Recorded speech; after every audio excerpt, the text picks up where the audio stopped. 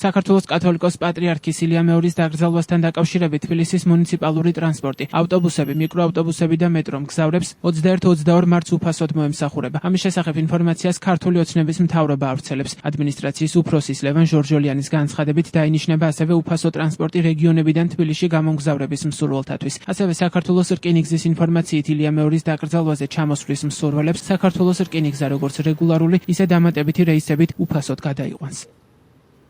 სრულიად საქართველოს კათოლიკოს პატრიარქის ილია მეორის დაკრძალვასთან დაკავშირებით შექმნილია სახელმწიფო კომისია, რომელმაც მიიღო გადაწყვეტილება ტრანსპორტთან დაკავშირებით. თბილისის მუნიციპალიტეტის საზოგადოებრივი ტრანსპორტი 21-22 მარტს იქნება სრულიად უფასო მგზავრებისთვის, ასევე დაინიშნება დამატებით მარშრუტები რეგიონებიდან თბილისის მიმართულებით, რომელიც ასევე უფასო იქნება მგზავრებისთვის.